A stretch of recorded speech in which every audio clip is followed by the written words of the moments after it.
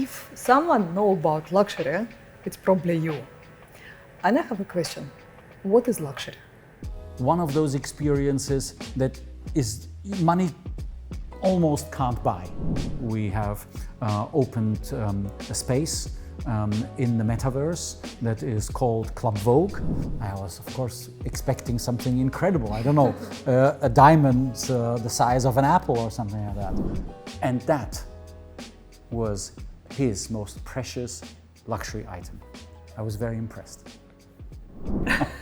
It's on camera now.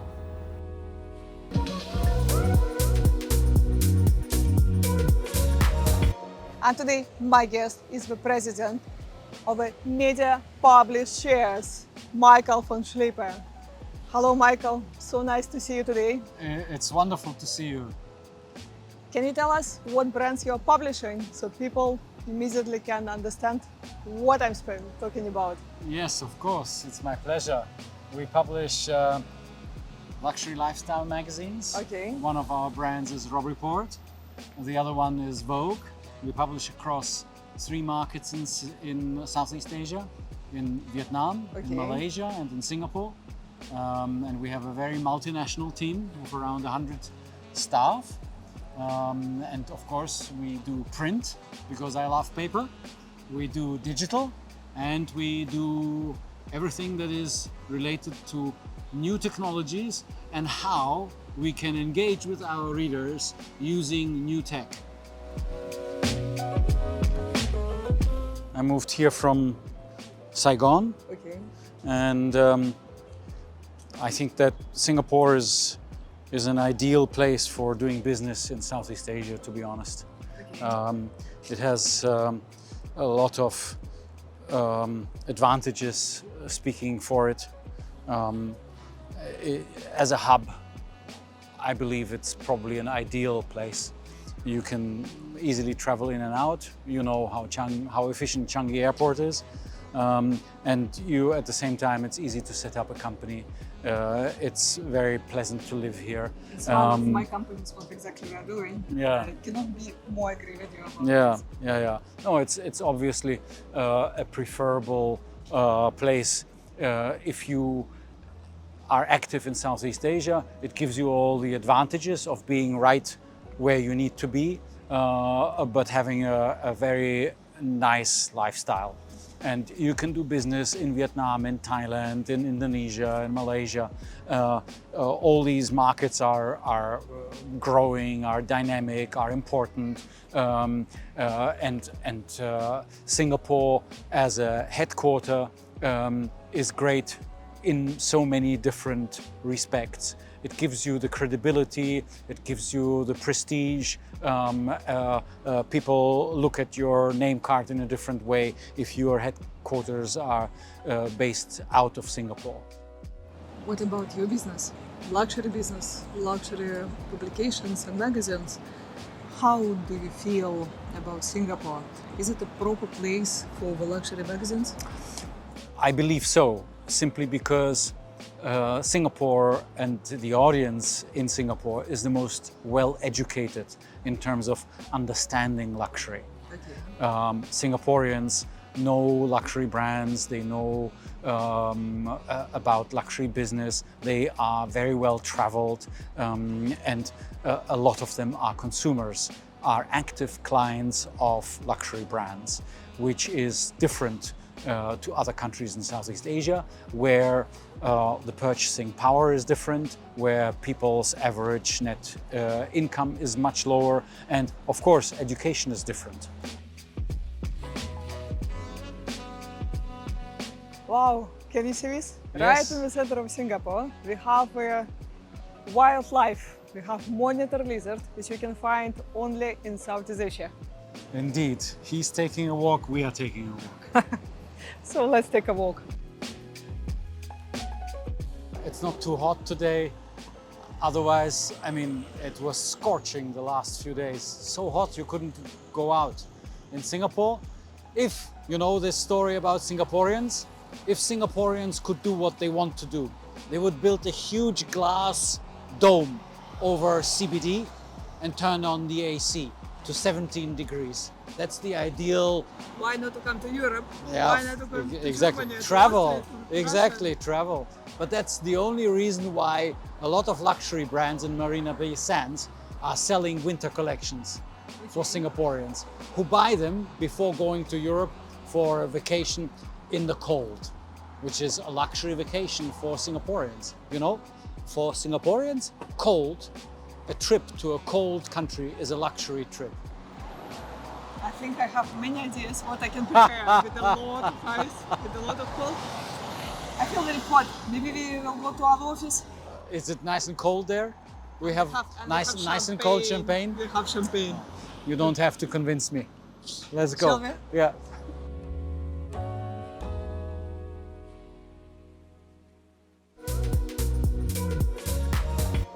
Thank you so much for coming, Michael. It's a pleasure. So, I know Michael, it's very hard for me to present now because I know Michael, I know you for so many years.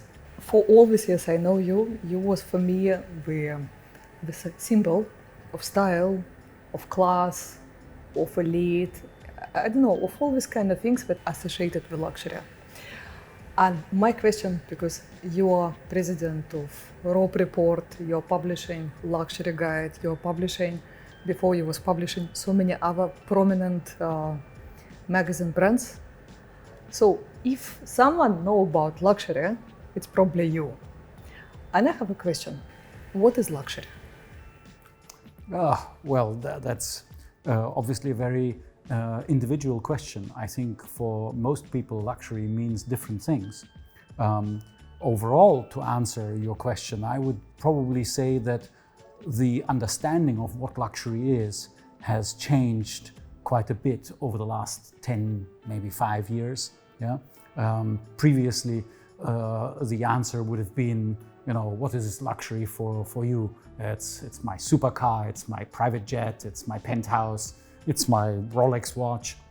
Today, answers will be very different. What luxury means to me, individually, of course, is much more related to experiences, and the biggest kind of asset that we all have as human beings with a limited time that we have on this earth is obviously time. So if we take your definition about luxury, you're saying it's experiences and time. But if you take time and experiences, what kind of experiences? I think that every luxury experience is probably an experience that is highly curated.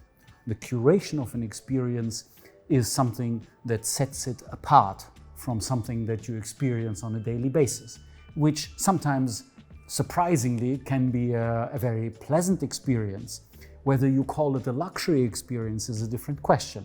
We could go downstairs, indeed, and have a very nice coffee, and we would probably both think, this is a very beautiful coffee, yeah? And we will come again. But a luxury experience would probably require additional curation of the experience to make it unique in some certain way. And the art of this curation is something that not many people can do, that not many brands have mastered. And that is exactly what will set it apart. So, curation. Okay. And very important question, like you, through all your life, you had so many of luxury experiences in Singapore, in Europe, in Asian countries. Can you tell me something about something that really made you to say, wow, I said, wow, this was one of the most luxury experiences I had in my life? You know, there are many different things that come to mind. I would say that a luxury experience doesn't necessarily have to be something that is expensive, that takes place in a five-star hotel, or is an experience that is related to something that you would associate with luxury, which very frequently is associated with something that is expensive, yeah, like an expensive car, an expensive trip somewhere. A luxury experience or an unforgettable experience can be something completely different. And I'll give you an example. I participated as a driver and competitor in the Mille Miglia, which is maybe the most iconic race in the world. It's a car race. It used to be the Formula One of its times in the 20s, 30s, 40s and 50s. And then in 1957, a race car drove into some spectators, and it was a terrible accident. Many people died, and this race was discontinued. And then about 20 years later, it was restarted as a classic car race. And you were allowed to race a car in this race only if it was made during these years from the 20s to 1957, and only if the model that you drove had participated previously in one of the original Mille Miglia races. Today, it is a lifestyle experience, and it's a unique experience. The cars are old cars, beautiful, restored, unique, some of them very, very rare, but they are old cars. So think no seat belts, no power steering, no powered brakes. Some of the seats in the cars, you can't really move. There's no air conditioning. When you drive such a car in Italy in June, sometimes it's very, very hot. Then, of course, because you drive throughout the day for many, many hours, sometimes we had one day where we were behind the wheel for 16 hours. Yeah, you sweat, it's not comfortable, you're hungry. Yeah, and there is, when you think that this is glamorous, it actually is not glamorous. You arrive in a hotel in the evening, and it's a big kind of hotel because they need a lot of space for the 400 participants or so, 800 participants. The food is, just very quick what a big hotel such as that can provide for 800 people. It's nothing to do with luxury, but it's a unique experience. It's one of those experiences that is money almost can't buy, because you really have to have a rare car, a rare model. You have to be lucky enough to be accepted by the Mille Miglia, to be able to register your car for the Mille Miglia and then drive it in this race, because it's limited. The number of cars that can participate is limited, and every year, actually, the number of cars that would be accepted is probably going to become less. And that is one of the key moments of luxury, since we are talking about the topic. It is the limited resource. There is a direct link between demand and resource. If there is something in high demand, but the resource is small, limited, it will always push the desirability up. If you have something that is mass produced, even if it's a very, very expensive item, you will not see the same correlation.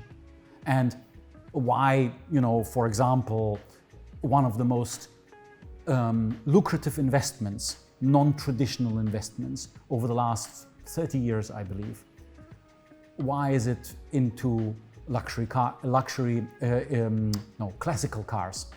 Classical cars. It's not about, the beautiful Rolls Royces or Maseratis and Ferraris that we drive today. No, it's about classical cars, because the resource is very limited, and it's getting less and less. Same with rare whiskies. Yeah, we all understand that a lot of distilleries went out of business in the 70s and 80s when that business was in crisis. Yeah? And today, the amount of available high-end whiskies is very limited, and therefore the resource is very limited.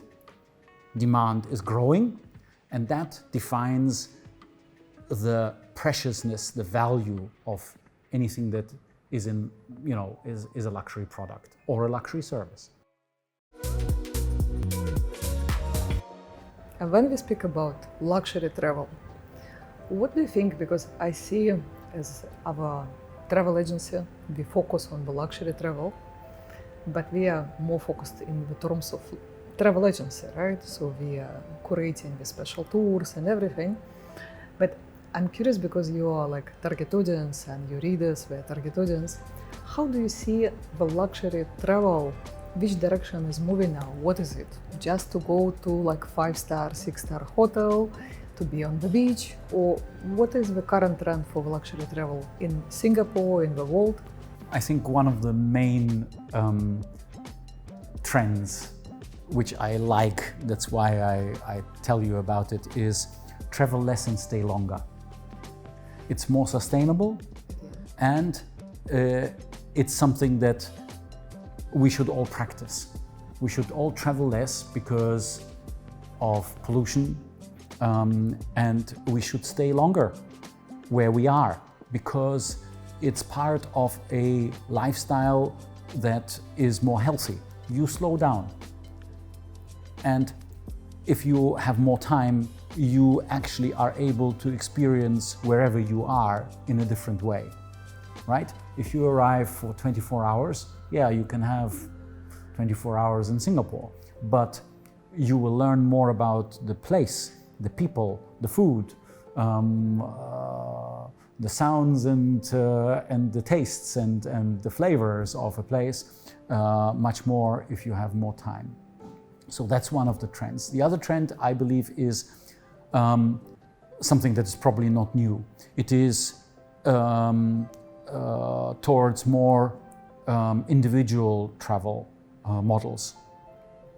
I think that people who have sufficient money to afford to travel to destinations such as Antarctica, yeah, or to remote areas in the world, they would be looking for hospitality and for the infrastructure that is unique to this place, that is individual and is resembling something that is directly connected to the place. I'm thinking of, you have beautiful, wonderful hotel brands that are present across the world, yeah? And a few years ago, people were joking that if they walk into a hotel, they don't really know where they are, because the hotel looks the same, in New York, in Istanbul, in Ouagadougou, and I don't know, in Tokyo. I believe that the trend is towards something that is authentic, local, and provides visitors and guests and travelers with a taste of the uniqueness of the location. So this one, uniqueness of a place, local, what else? Which other trends? I remember we discussed a few months ago about we're traveling with the bigger groups, traveling with families. Is it the trend, or it's something just for you personally?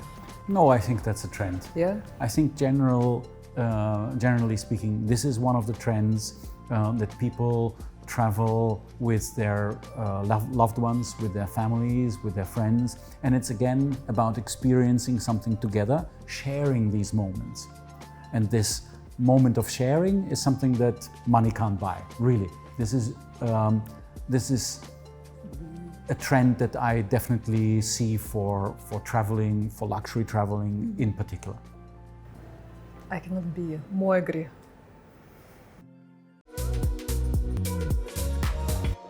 So I feel that one more thing with making something luxury, it's exceptional service. It's one of the very unique thing about the luxury. You agree with me or? Yeah, of course. I think the human factor here is very important.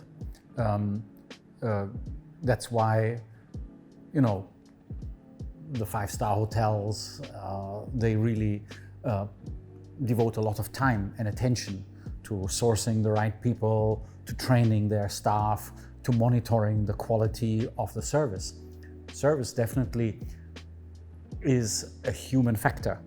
And the human factor probably is, or may be in certain situations, more important than anything else. If you like a waiter in a restaurant, who, however, is not very good in service, or he drops something, or he brings you a wrong dish, but you like him, you will forgive him, right? Why you like him is a different question. And that is exactly the question that worries any hospitality establishment. How do you select people who actually will be liked by the customers, who are able to communicate with the customers in a way that most of the customers, if not all of them, most, will find pleasant, likable, and enjoyable. And that is probably one of the biggest challenges, right? How do you find such people? How do you teach people to be able to do this? This is something that probably to a certain degree you are not even able to teach anyone. Yeah? People will either have this quality, this ability to connect with other people, or they don't. Let's come back to the luxury print. Many people saying that the print will not survive for many reasons, right? For sustainability reasons, for social media reasons, there are multiple reasons, right? Why the print start to go down. What do you think? It's gonna die or it's gonna be transferred to something else? How do you see the print industry in general and particular luxury industry as well? I hope it's not going to die. I hope it won't disappear. Sometimes when people ask me who I am, I say I'm a paper man because I love paper, and I still enjoy reading magazines. It is a different experience. For me, I never really enjoyed reading books on Kindle, and I don't like and enjoy reading magazines on a laptop or on a tablet. For me, again, it is very well described in this notion of lean forward and lean back moment. When you consume content via a screen, it's a lean forward notion.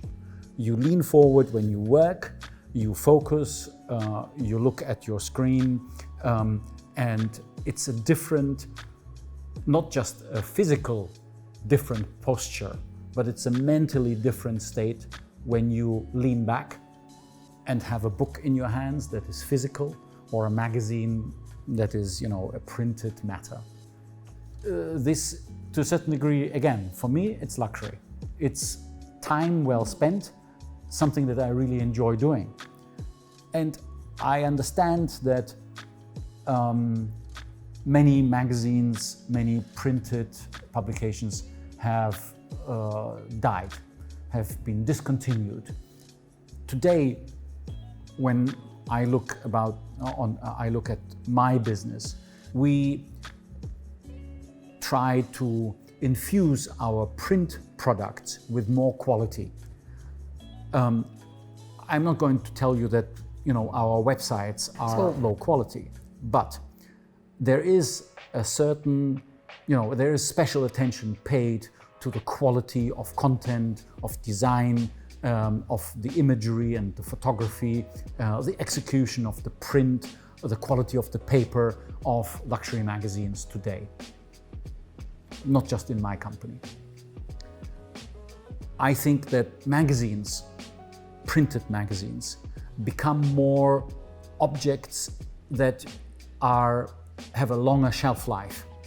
People are not throwing them away anymore. You collect them, you put them in your bookshelves. Why? Because they are beautifully executed little masterpieces. What do you think? Okay, the print is good, right? The paper, we can control the quality, the design, to make it luxury feel. But still, how the magazines, for example, how your magazines, how this luxury brand, how we can reach the larger audience? Because now, for good and for bad, all these websites and social networks and social media and virtual realities and metaverses, they're creating enormous opportunity to reach new audience. I know that you're working in this direction as well.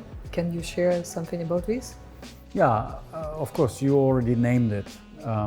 We are looking at all these new technologies as opportunities to engage in storytelling, to tell our story to audiences, to our readers.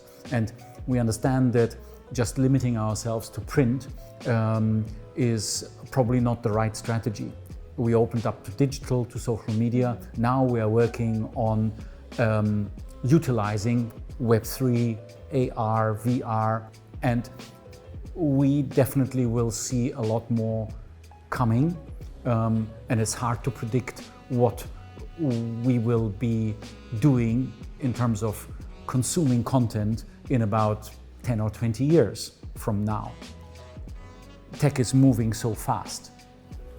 So, looking into the future, yes, I believe that what we will be transitioning to in terms of the publishing and media industry is much more multifaceted.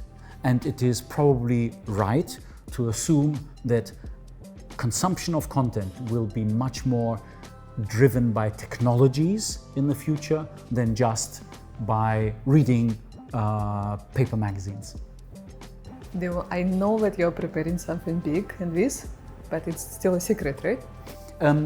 No, it's not necessarily a secret. We have experimented with Web3, where we are still engaged in this sphere. We have opened a space in the metaverse that is called Club Vogue in Spatial.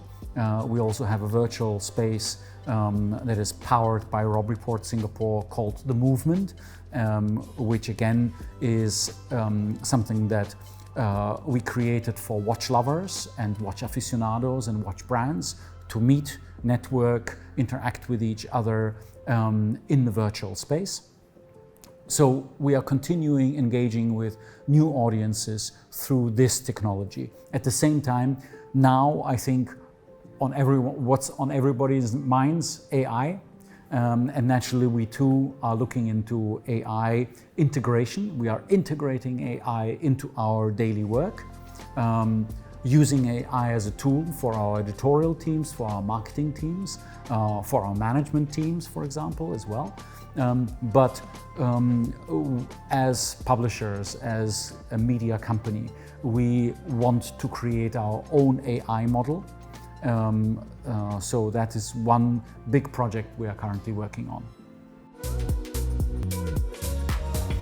I'm so curious, what are the most luxurious object or something, but I don't know, something, the most luxurious thing that you have ever seen in your life?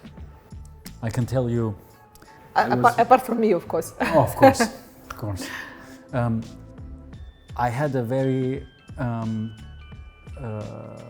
unusual experience visiting Milan many years ago. I was invited to antiques dealer, and he has a beautiful space with lots of antiques, and he had, beautiful shells of white turtles, which are forbidden of course. He had chandeliers from the Louis XIII period. He had antique furniture that was, built for the for Queen Victoria. He had the most, the rarest Patek Philippe's and Rolexes in his collection. It was really a combination of all kinds of beautiful, rare, expensive items, antique items.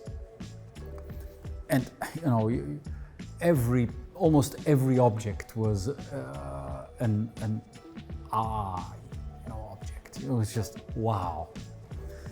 But then he asked me, Michael, you know what is the most luxurious object here? And I said, please show me. I was, of course, expecting something incredible. I don't know, a diamond the size of an apple or something like that. Instead, he shows me a little object that is like a toothpick, the size of a toothpick. But it was made of gold. And he said, this is the most luxurious item in my entire store.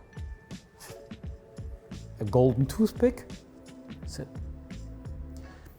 on the end of the toothpick on one side, it had a little ring.